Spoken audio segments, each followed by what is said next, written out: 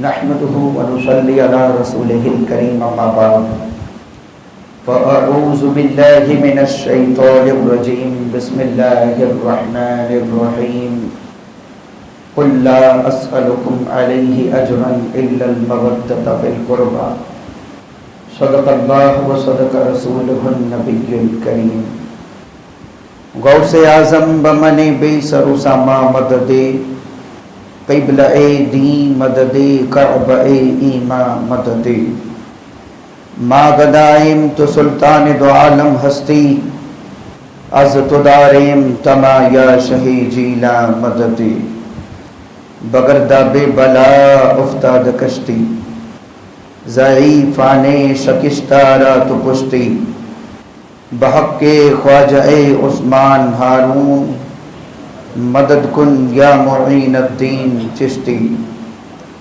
الطفیل سید سالار مسعود زمان شیر حق شاہ شہیدان فاتح ہندوستان فاتح و غالب کنم بر ہر یکے از دشمنا ہم مرا خوشحال گردان اے خدائی دو جہاں اے اشرف زمانہ زمانہ مدد نما درہائے بستراز کلید کرم کشا اشرف نہنگ دریا دریا بسی ندارد دشمن ہمیشہ پرغم با ذکر تو دوست دارد دستگیری کر خدایا دستگیروں کے لیے عبد توابی حبیبی با شفا کے واسطے یعنی حضور حبیب ملت نائب غوث الورا کے واسطے ادب و احترام کے ساتھ ایک بار درود پاک کا نذرانہ پیش کر لیں صلی اللہ علیہ نبی امہ و آلہ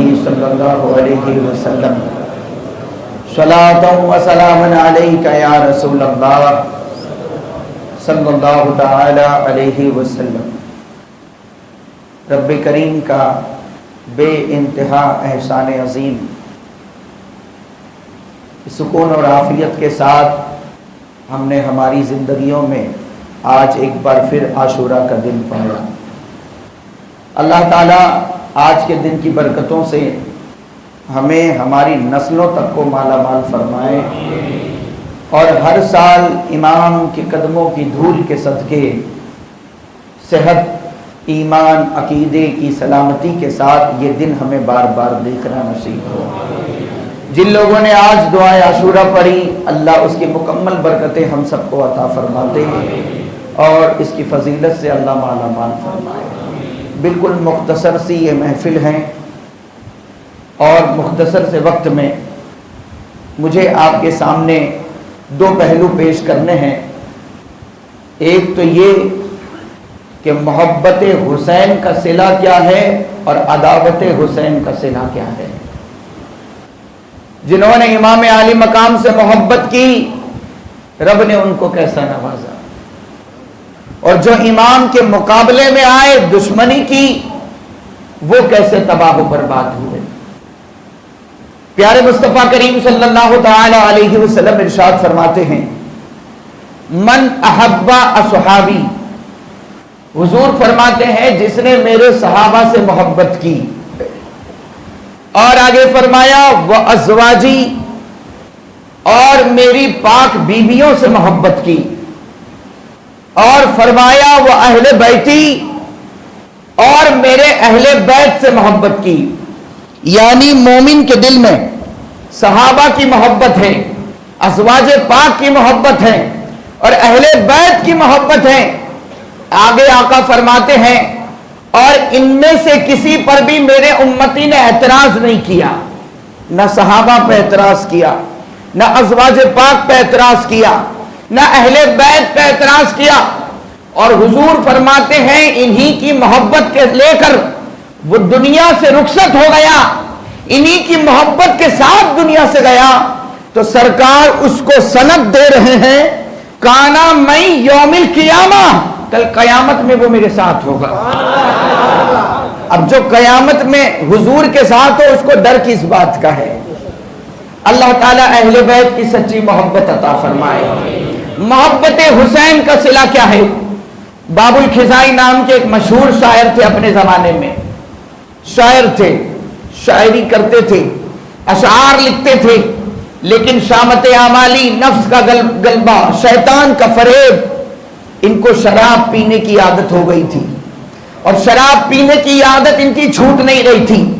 इस कदर जिंदगी में इन्होंने शराब पी कि आखिरी उम्र में शराब पीने की वजह से जबान गूंगी हो गई थी, बोल नहीं सकते थे।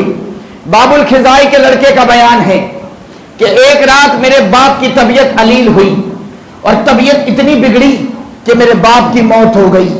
अब बाबुल खिजाई की यहां मौत हुई और चेहरा काला पड़ गया। मौत के बाद चेहरा बदल गया, चेहरा सिया हो गया। बाबुल खिजाई के लड़के ने सोचा कि रात का अंधेरा है, मेरे बाप का ऐब छुपा हुआ है, कल दिन के उजाले में जब लोग देखेंगे तो ये तो दुनिया से चले गए हैं, लेकिन दुनिया मुझे ताना देगी कि मौत के वक्त इसके बाप की हालत ये हो गई थी। तो बाबुल खिजाई का लड़का कहता है, दुनिया से शर्मिंदगी से बचने के लिए मैंने रात में अकेले ही अपने बाप को गुस्ल दिया, रात में अकेले ही कफन पहनाया और मकान के सहन में कब्र खोदकर अकेले ही नमाज़े जनाजा पढ़कर मैंने अपने बाप को दफन कर दिया। रात हो गई, मामला मुकम्मल हो गया। वो कहता है कि जब दिन आ गया, जब सुबह हुई तो मैं दिन भर परेशान था कि जब दुनिया में मेरे बाप की यह हालत थी कि मरने के वक्त चेहरा सिया हो गया, शराबी थे, जबान गूंगी हो गई थी, अब कब्र में मेरे बाप की क्या हालत होगी। वो कहता है दिन भर में इसी परेशानी में रहा, दिन गुजर गया। जब रात आई और रात के वक्त जब मुझे नींद का गलबा हुआ और मैं सोया, मेरी आंख लग गई तो मैंने ख्वाब में क्या देखा कि जन्नत मेरे सामने है और मेरा बाप जन्नती लिबास पहनकर मेरे सामने खड़ा है। गोया जन्नत मेरे सामने है और बाबुल खिजाई उम्दा नूरानी लिबास पहनकर जन्नत के महल से निकले और मेरे सामने हैं। मैंने अपने बाप को सलाम किया, उसके बाद पूछा कि दुनिया में तो मैंने तुम्हारा ये हाल देखा, नजात तुम्हारी कैसे हो गई, जन्नत का मामला कैसा हुआ। तो बाबुल खिजाई ख्वाब में बेटे को जवाब देते हैं कि बेटा दुनिया में जो तूने देखा था ये भी सच है और अब जो तू देख रहा है ये भी सच है। तो बेटा पूछता है नजात कैसे हुई। तो बाबुल खिजाई का बयान सुने। बाबुल खिजाई अपने बेटे से कहता है कि बेटा जब तूने मुझे कब्र में लिटाकर कब्र को बंद कर दिया, मुझे दफन कर दिया, तो देखो हम तो आ जाते हैं लेकिन मुर्दा सब जान देखता हूं, वो सब देखता है, वो जाने वालों की कदमों की आहट को भी सुनता है कि ये मुझे छोड़ के जा रहे हैं। तो कहता है तूने तो मुझे कब्र में लिटा दिया, कब्र को बंद कर दिया और अब मैं इस फिक्र में था कि मेरे लिए अब अजाब के फरिश्ते आ रहे होंगे। मुझे अपने गुनाह याद आ रहे थे, अपना शराब पीना याद आ रहा था, दुनिया में जो मैंने किया वो याद आ रहा था और मैं भी इसी फिक्र और सोच में था कि अनकरीब अब अजाब देने वाले फरिश्ते आएंगे और मुझे अजाब देंगे। तो बेटा मैं तो अजाब देने वाले फरिश्तों का मुंतजिर था, लेकिन क्या देखता हूं कि मेरी कब्र अचानक नूर से भर गई, मेरी कब्र अचानक नूर से भर गई, नूरानियत छा गई और थोड़े ही लम्हों में अल्लाह के प्यारे हबीब मेरे सामने जलवागर हो गए। थोड़ी देर में प्यारे मुस्तफा सल्लल्लाहु तआला अलैहि वसल्लम मेरे सामने जलवागर हो गए। कहता है मैं जबान गूंगी हो गई थी शराब पीने की वजह से, सलाम नहीं पेश करता था, नहीं कर सकता था, तो मैं खामोश रहा।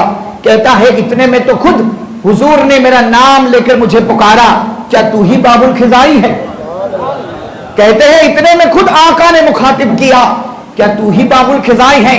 अर्ज किया फिदा का भी व उम्मी या रसूल अल्लाह सल्लल्लाहु अलैहि वसल्लम, हुजूर मेरे माँ बाप आप पर कुर्बान हो जाए, मैं ही बाबुल खिजाई हूं। तो कहता है उसके बाद सरकार ने मुझे ये हुक्म फरमाया कि बाबुल खिजाई, मैंने क्या कहा, ये अपने जमाने के मशहूर शायर थे, ये अपने जमाने के मशहूर शायर थे। तो हुजूर ने फरमाया कि बाबुल खिजाई मेरे नवासे हुसैन की शान में तूने जो कसीदा लिखा है वो मुझे बहुत पसंद है। मेरे इमाम की शान में मनकबत लिखने वाला भी नाज करे, मनकबत पढ़ने वाला भी नाज करे। हुजूर ने फरमाया तूने मेरे शहजादे हुसैन की शान में जो मनकबत लिखी है वो मुझे बड़ी पसंद है, वो सुना दे।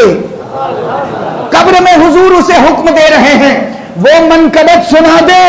باب الخزائی کہتے ہیں کہ میں سراپا ادب بن کے کھڑا ہو گیا اور میں نے امام عالی مقام کی منقبت کو پڑھنا شروع کیا۔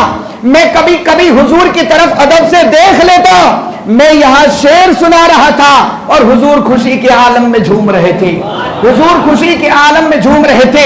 جب کلام پڑھنے والا کلام پڑھ کر کے سنائے تو شامعین خوش ہو کر نذرانہ بھی دیتی ہیں، تو انہوں نے بھی آقا حسین کی شان میں حضور کو کلام پڑھ کے سنایا۔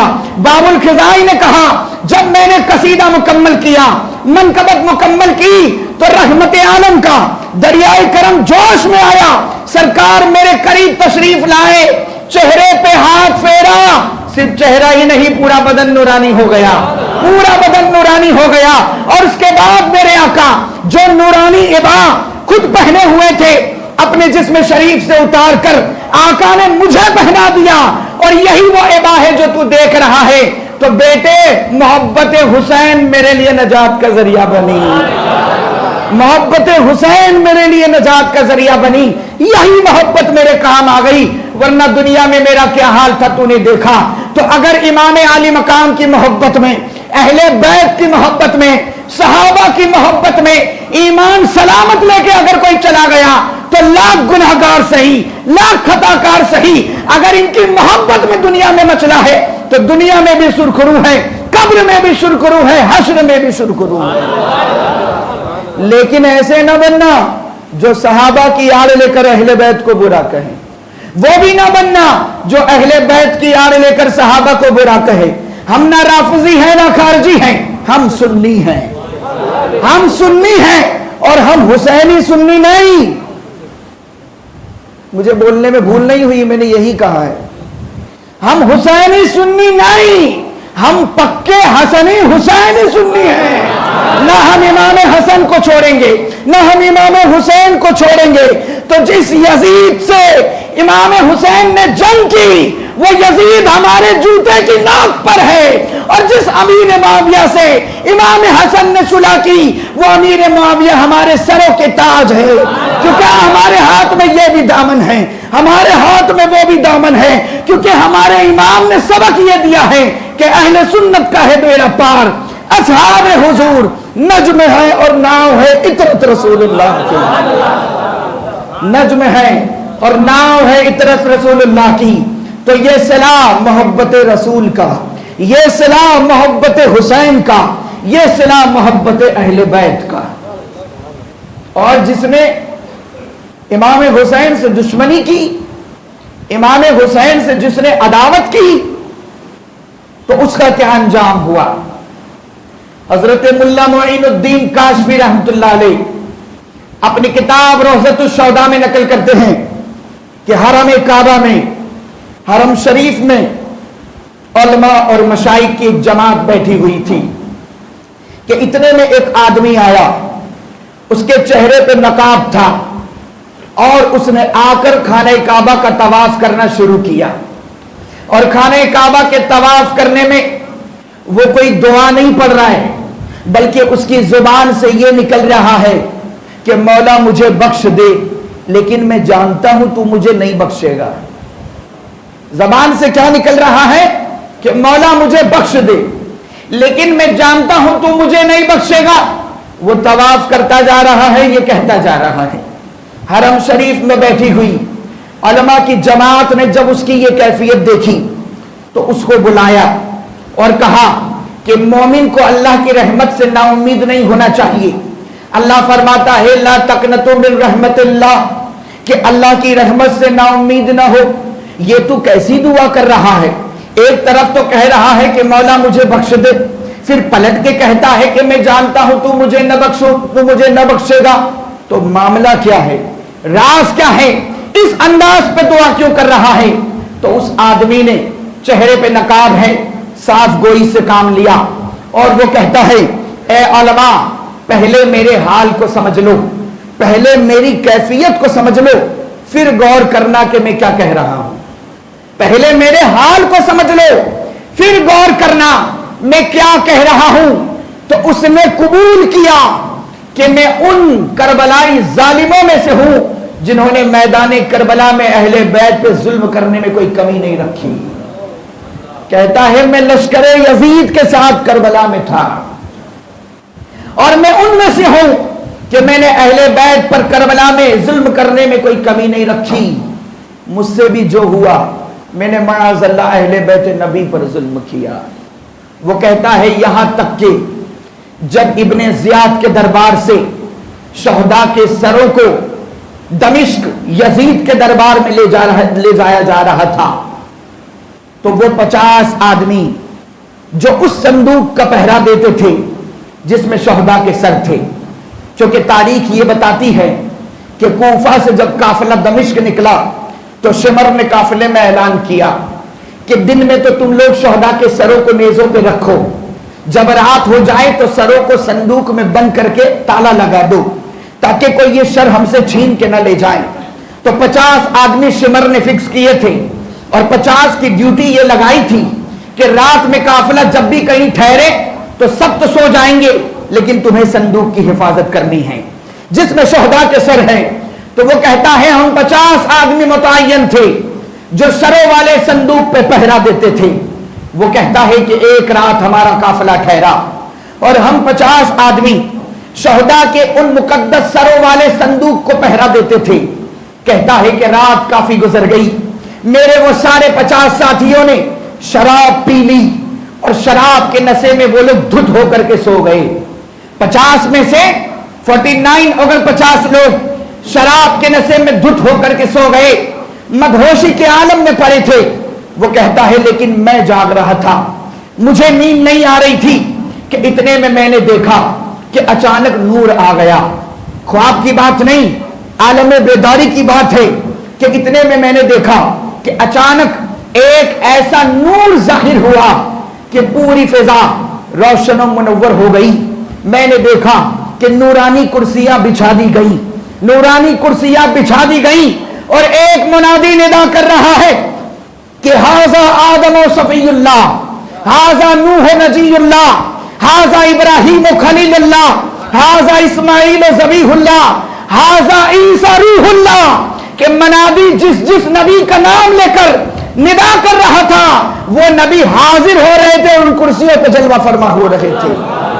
वो नबी हाजिर हो रहे थे और उन कुर्सियों पे जलवा फरमा हो रहे थे कि मैंने देखा कि आखिर में फिर अल्लाह के प्यारे रसूल, प्यारे आका, प्यारे मुस्तफा करीम सल्लल्लाहु तआला अलैहि वसल्लम भी तशरीफ लाए। सरकार की तशरीफ आवरी हुई, हुजूर जलवा फरमा हुए। उसके बाद मेरे आका उस संदूक के पास गए, संदूक का ताला अपने आप खुल गया, उसमें से सरे पाके इमाम हुसैन को हुजूर ने निकाला, सीने से लगाया, प्यार फरमाया, दुआओं से नवाजा। उसके बाद दीगर अंबिया किराम ने भी एक के बाद एक सरे पाके इमाम हुसैन को लिया, प्यार किया, दुआओं से नवाजा। वो आदमी कहता है इतने में मैंने दूसरा मंजर ये देखा कि एक फरिश्ता आया। तवज्जो, एक फरिश्ता आया और उस फरिश्ते के हाथ में एक आग का गुर्ज था, वो गुर्ज जो गोल घुमा के मारते हैं। फरिश्ते के हाथ में एक आग का गुर्ज था और ये फरिश्ता अजाब देने वाला था। वो आदमी कहता है कि मेरे वो 50 साथी जहां शराब के नशे में पड़े थे, जब वो उनको गुर्ज मारता तो वो वहीं जल के राख हो जाते थे, वहीं जल के खाक हो जाते थे। उनका जिस्म नहीं बचता था, वहां मिट्टी का राख का ढेर हो जाता था। वो कहता है उन लोगों को फरिश्ते ने गुर्ज मारकर जला दिया, हत्ता कि वो फरिश्ता मेरे पास आया, वो फरिश्ता मेरे पास आया और वो मुझे आग का गुर्ज मारने ही वाला था कि मैंने हुजूर की बारगाह में फरियाद की, चूंकि सरकार वही जलवा फरमा थी। वो मुझे गुर्ज मारने वाला था कि मैंने हुजूर की बारगाह में फरियाद की, या रसूल अल्लाह सल्लल्लाहु तआला अलैहि वसल्लम, सरकार मुझे बचा लीजिए, हुजूर मुझे बचा लीजिए, ये मुझे भी गुर्ज मार देंगे। सरकार को जब मैंने पुकारा तो वो कहता है बस हुजूर की बारगाह में फरियाद करना था, और तो सरकार का जैसे ही मेरी आवाज का सुनना हुआ, हुजूर ने मेरी फरियाद को सुना तो सरकार ने नफरत से मेरी तरफ चेहरा फेरा और हुजूर ने फरमाया ला गुफरानक अल्लाह, जालिम दूर हो जा, अल्लाह तेरी मगफिरत न फरमाए।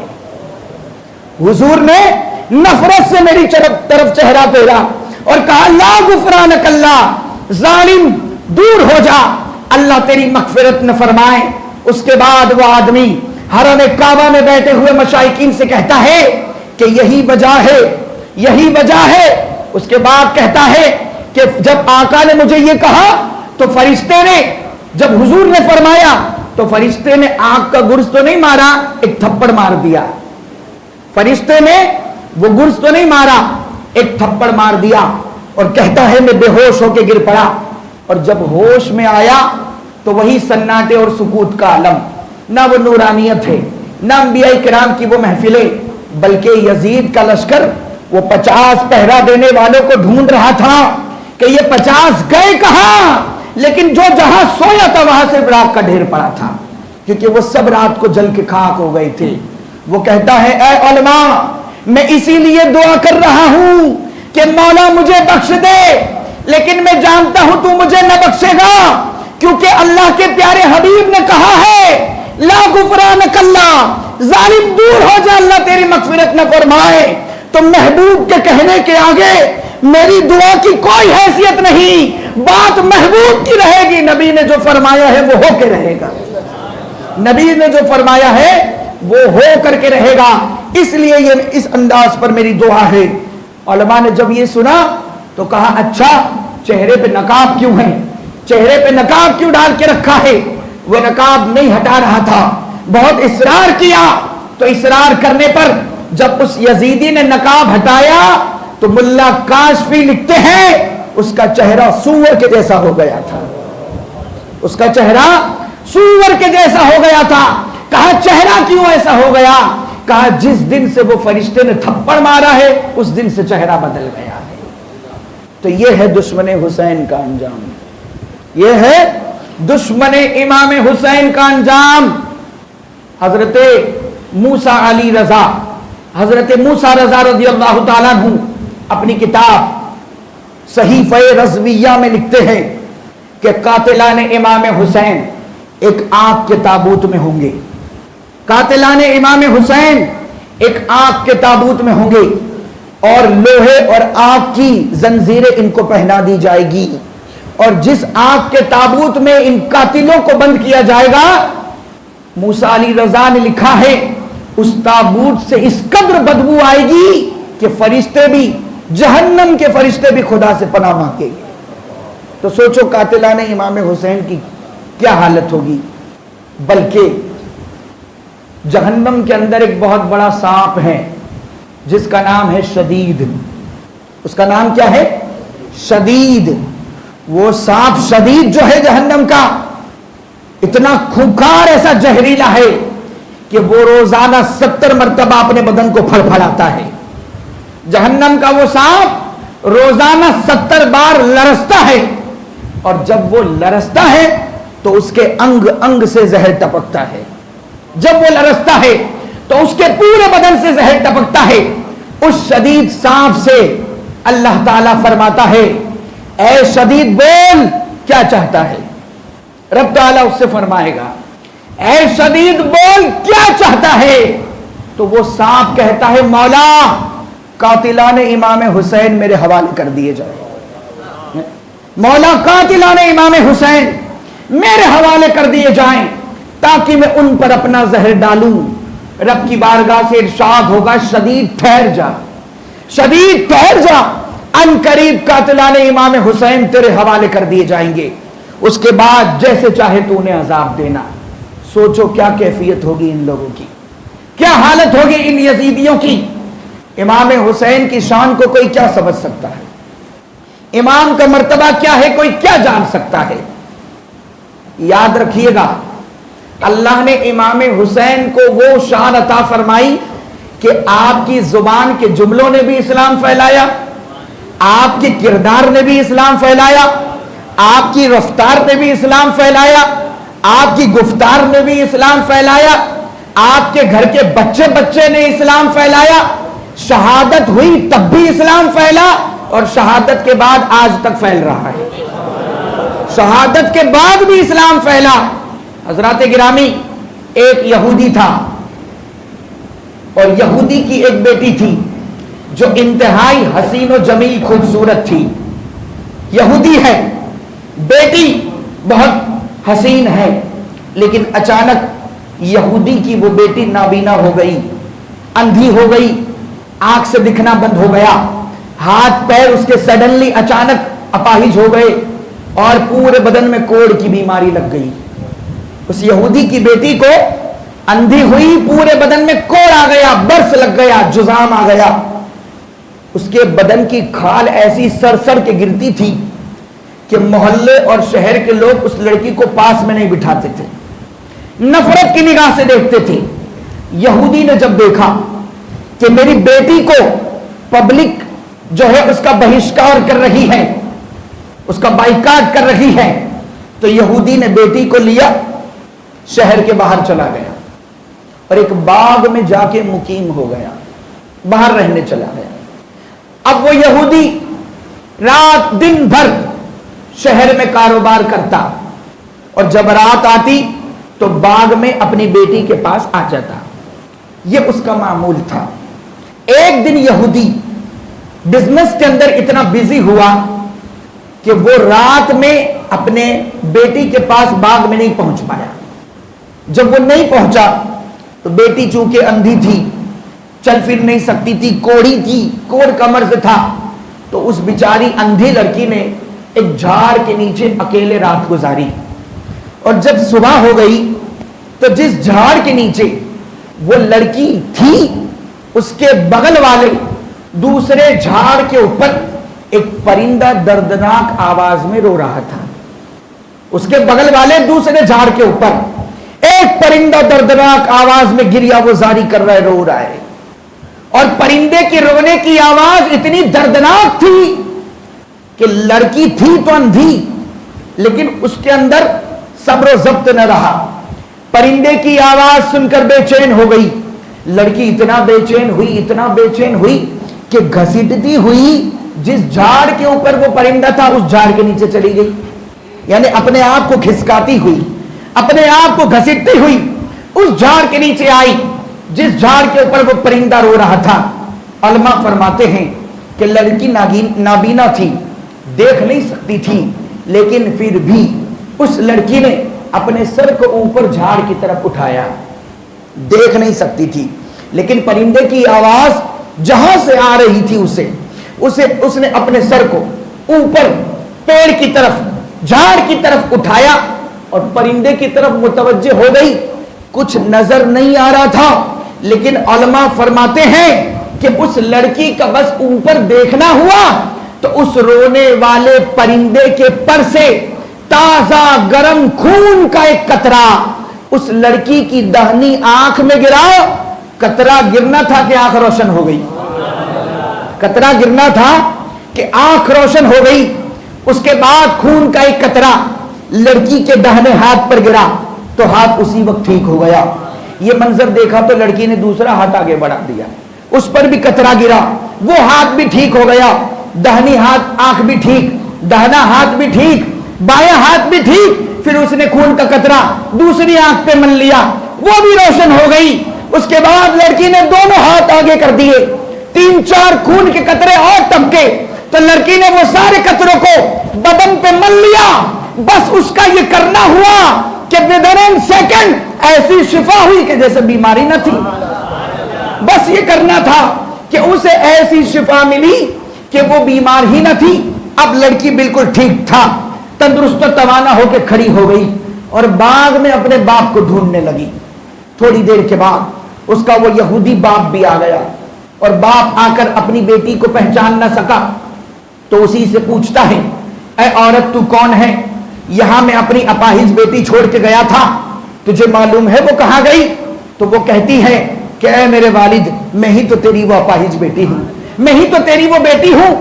یہودی نے جب دیکھا کہ بیٹی کو شفا ہو گئی, اس کی بیماری ہو گئی, تو میرے پیر و مرشد اپنی کتاب میں لکھتے ہیں بچی کی صحت یابی کی خوشی یہودی کو اتنی ہوئی کہ مارے خوشی میں بے ہوش ہو گیا, ماری خوشی میں بے ہوش ہو گیا. اور جب ہوش میں آیا تھوڑی دیر کے بعد تو لڑکی نے باپ کو پورا واقعہ بتایا. لڑکی نے اپنی شفا یابی کا باپ کو پورا واقعہ بتایا. اب لڑکی باپ کا ہاتھ پکڑ کر اس جھاڑ کے نیچے لے آئی جس کے اوپر وہ پرندہ ابھی تک رو رہا تھا, جس کے اوپر وہ پرندہ ابھی تک رو رہا تھا. تو یہودی پرندے سے مخاطب ہو کے کہتا ہے کہ اے رونے والے مبارک پرندے, تو کون ہے؟ تیرے رونے کی وجہ کیا ہے؟ تیرے رونے کا سبب کیا ہے؟ اور تیرے پروں سے ٹپکنے والا یہ مبارک خون کیسا ہے جن سے ایسی برکتوں کا ظہور ہوا؟ روایت بتاتی ہے بس یہودی کا پوچھنا تھا کہ اللہ نے پرندے کو بولنے کی طاقت دے دی, کہ اللہ نے پرندے کو بولنے کی طاقت دے دی, اور وہ پرندہ اب انسانوں جیسی گفتگو کر رہا ہے.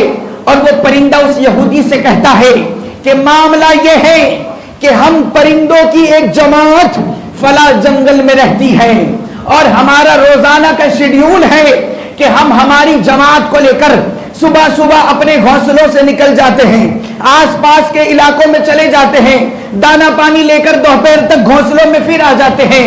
آنے کے بعد جھاڑ کے سائے میں بیٹھ کے باتیں کرتے ہیں, ایک دوسرے کو بتاتے ہیں بتا آج تو نے کون سا دانا کھایا, آج تو نے کون سا دانا کھایا. یہ ہمارا روزانہ کا شیڈیول ہے. وہ پرندہ کہتا ہے ایک دن ہم اپنے شیڈیول کے مطابق دانا لینے کے لیے باہر گئے, دوپہر کے وقت دانا لے کر کے آ گئے, اور پرندوں کی جماعت اب جھاڑ کے سائے میں بیٹھ کر دوپہر میں ہم باتیں کر رہے تھے, ہم باتوں میں مشغول تھے کہ اچانک غیب سے آواز آئی, اچانک غیب سے ندا آئی. اس ندا میں یہ کہا جا رہا تھا کہ پیارے آقا صلی اللہ علیہ وسلم کے نواسے امام حسین کو یزیدیوں نے کربلا میں شہید کر دیا ہے, اور تم لوگ جھاڑ کے سائے میں بیٹھ کے باتیں کر رہے ہو.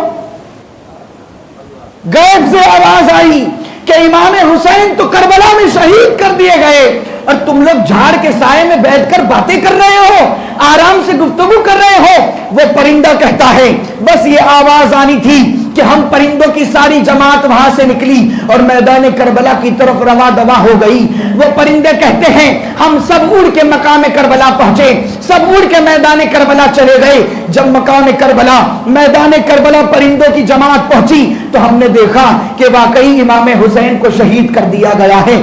آپ کا جسم مبارک کربلا کی سرزمین پر آرام کر رہا ہے, ان کے جسم سے تازہ خون بہ رہا ہے.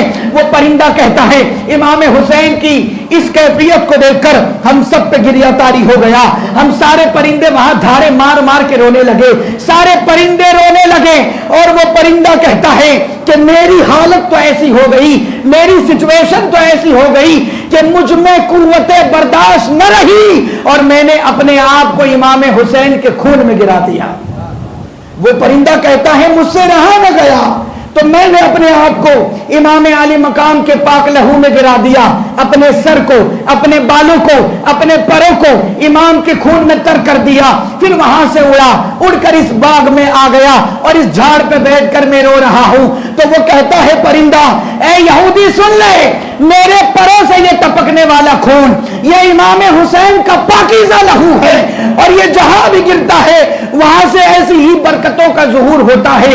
یہودی نے جب پرندے سے یہ بات سنی تو یہودی برجستہ کہتا ہے اگر امام حسین کے نانا پیارے مصطفیٰ صلی اللہ تعالی علیہ وسلم اگر ان کے نانا حق پہ نہ ہوتے تو نواسے کے خون سے ایسی برکتوں کا ظہور نہ ہوتا. یہ بھی سچے ہیں, ان کے نانا بھی سچے ہیں, ان کے نانا کا دین سچا ہے. اتنا کہہ کر یہ یہودی پورے پریوار کو بلا کے کلمہ پڑھ کے مشرف اسلام ہو گیا, کلمہ پڑھ کے مشرف اسلام ہو گیا. سمجھانا یہ ہے حسین کی عظمت کو کوئی کیا جان سکتا ہے, ان کے مقام کو کوئی کیا پہچان سکتا ہے, حسین کیا ہے یہ ہمیں کیا معلوم. ارے ان کے خون کا قطرہ بھی اسلام پھیلاتا ہے, ان کے خون کا قطرہ بھی اسلام کو پھیلاتا ہے. قتل حسین اصل میں مرگ یزید ہے, اسلام زندہ ہوتا ہے ہر کربلا کے بعد, اسلام زندہ ہوتا ہے ہر کربلا کے بعد. دوستو یاد رکھنا یہ کربلا کی تاریخ بڑی عجیب ہے, یہ کربلا کی تاریخ بڑی عجیب ہے, کیونکہ کچھ میدان وہ ہوتے ہیں جو سر کاٹ کے جیتے جاتے ہیں، لیکن کچھ میدان وہ بھی ہیں جو سر کٹا کے جیتے جاتے ہیں، اور میرے امام حسین نے بھی سر کٹا کے میدان جیتا ہے۔ اور صوفیہ فرماتے ہیں جو میدان سر کٹا کے جیتا جائے اس کی عظمت کا اندازہ نہیں لگایا جا سکتا، جو میدان سر کٹا کے جیتا جائے اس کی اہمیت کا اندازہ نہیں لگایا جا سکتا۔ ایک آسان سے مثال ہے، ایک گیہوں کا دانہ، ایک گیہوں کا دانہ اگر اکیلا ہے سلامت ہے، ایک گیہوں کا دانہ اگر اکیلا ہے سلامت ہے، لیکن اس دانے کو اگر زمین میں دبا دیا جائے، اس گیہوں کے دانے کو اگر زمین میں دبا دیا جائے تو وہ ایک دانہ تو فنا ہوا، لیکن اس سے جو پودا نکلے گا، اس میں جو بالیاں نکلے گی، ایک فنا ہوا سینکڑوں دانے اگ جائیں گے، وہ تو زمین میں جا کے فنا ہو گیا، لیکن اس سے جو پودا نکلا اس سے سینکڑوں دانے تیار ہو جائیں گے۔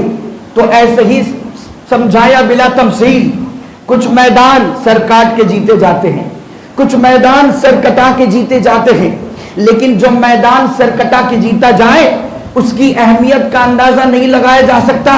تبھی تو دیکھ لو یزیدیت فنا کے گھاٹ اتر گئی، حسین کا پرچم پوری دنیا میں لہرا رہا ہے، امام حسین کا پرچم پوری دنیا میں لہرا رہا ہے۔ وہ ایسے کہ علماء فرماتے ہیں کہ یزید جب مرا تو اپنے پیچھے 15 بیٹے چھوڑ کے گیا تھا، لیکن جب امام شہید ہوئے تو صرف ایک بیٹا زین العابدین ہے۔ پوری دنیا میں گھوم کے دیکھ لو یزید کی نسل کا نشان نہیں ملتا، لیکن حسین کا بیٹا ہر جگہ مل جاتا ہے۔